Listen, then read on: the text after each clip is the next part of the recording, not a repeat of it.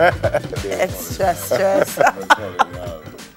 Delia. Oh no, not at all. Rumors and rumors. The first bell of the semester will go off on Monday as all roads lead back to school.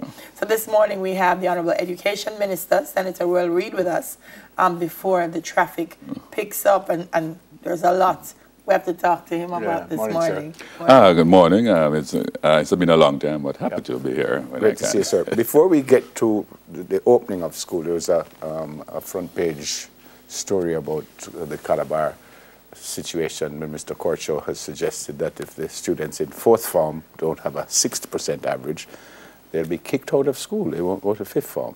First, sir, is that legal first? Well, as it is presented, it wouldn't be legal. It would not be legal. It would not be legal, let me say so.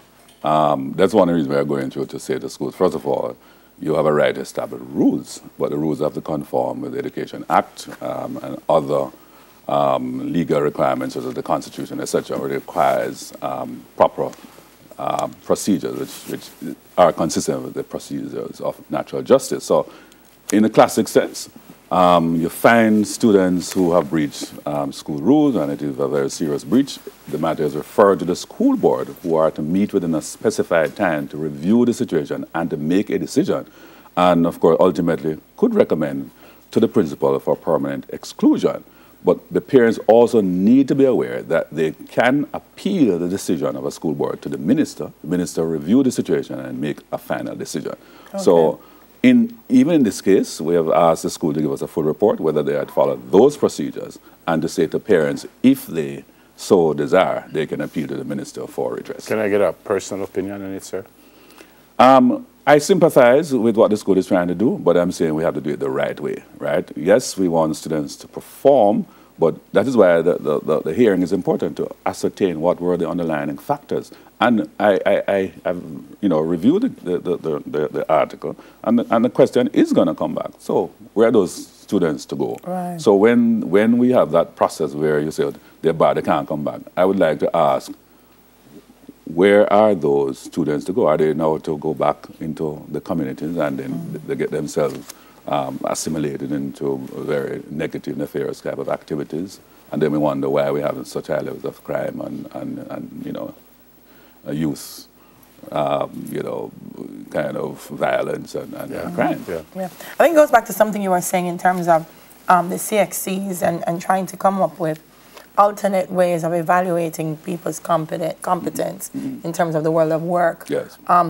Does something like this, Minister, say implementation as early as possible in terms of those programs or alternate programs is necessary?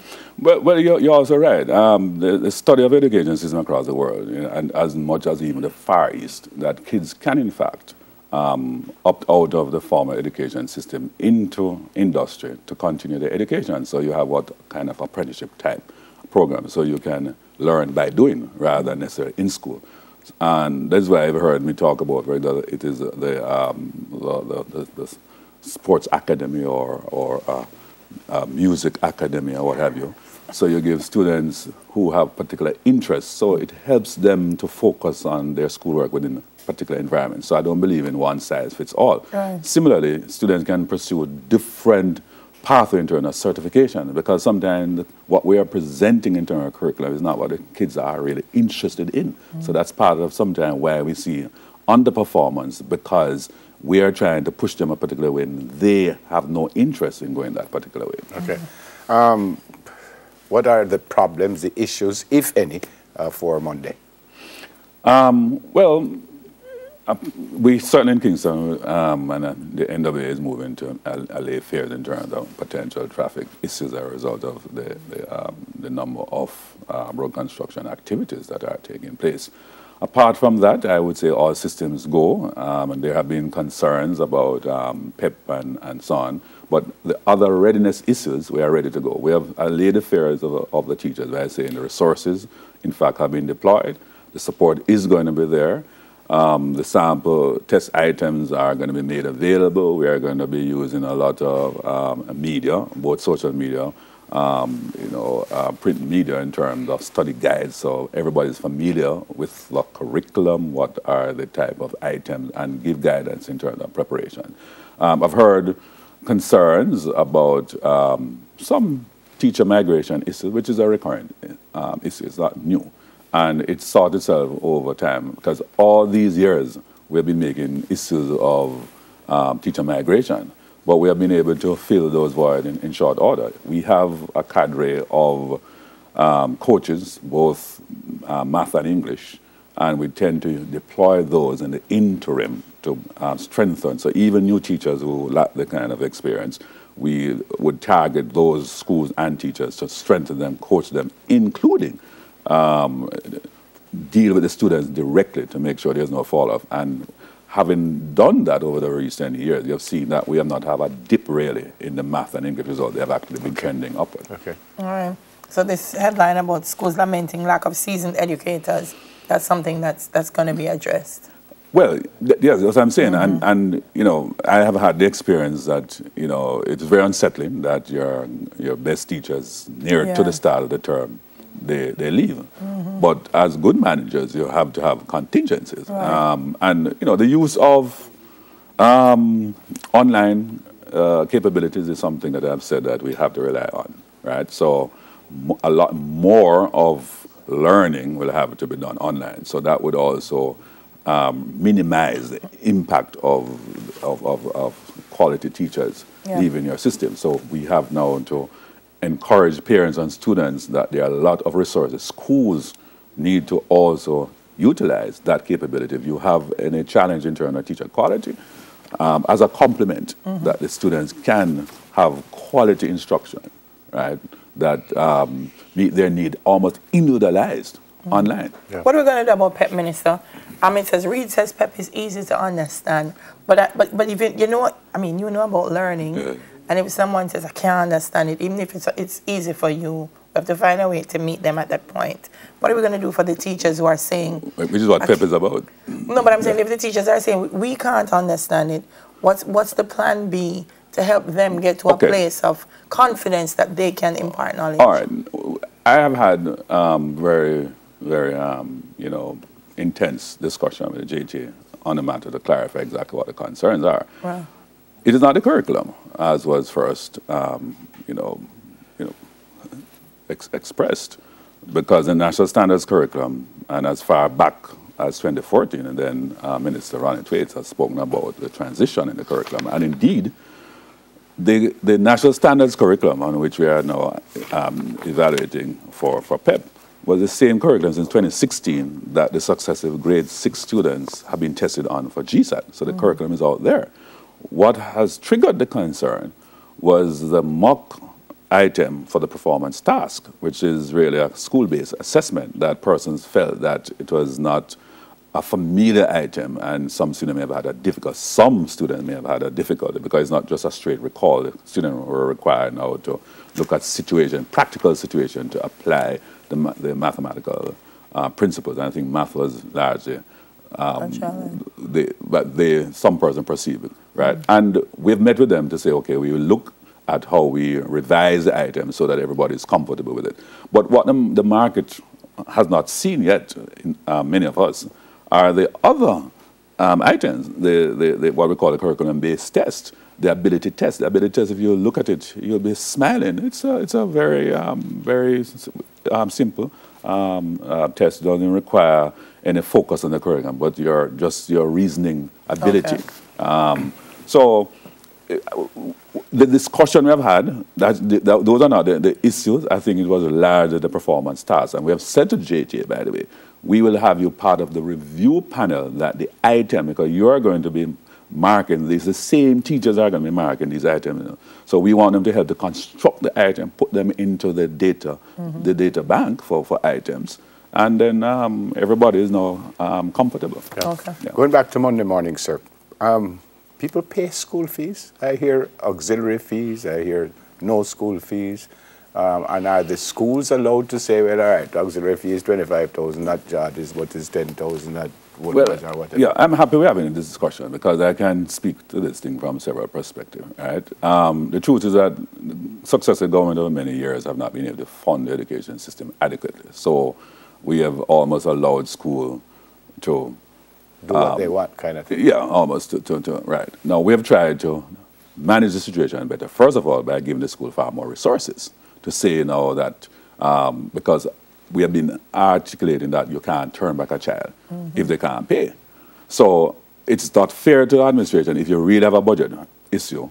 You need the resources or else you're going to have a problem. And in my case, years ago, we found a situation where the population of the school went up and, you know, you had to hire extra teachers. What we've actually done for the system is that both sixth form teachers, part-time teachers, every additional staff, teaching staff, that schools now require are being paid by the government of Jamaica. We have given them far more resources, so there is less need for schools to ask for these what we call auxiliary fees. We have actually taken off them what they used to actually charge for auxiliary fees to say that for development and other co-curricular and so on, you can ask for a contribution, but it can't be a fee. The government position, there are no mandatory fees. And I'm using this opportunity to say that schools must comply with directive. You know, if they're in other jurisdiction, United States and Canada, school district, if you breach the law,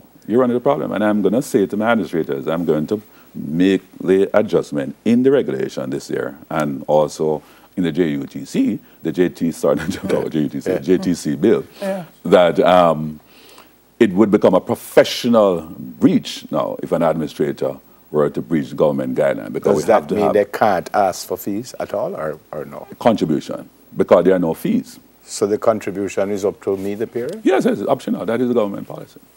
Because what I'm saying is that unless, of course, which I've said, you can purchase what we call consumables. If it is a book, if it's a lab book, if it's a coat, those are not fees. Those are what you call so I just want to be clear, sir, because I'm certain that schools are asking people to pay money to come in. And we have said, no money at all the school should ask a parent for. No, it's like church. You can always ask, but it is optional.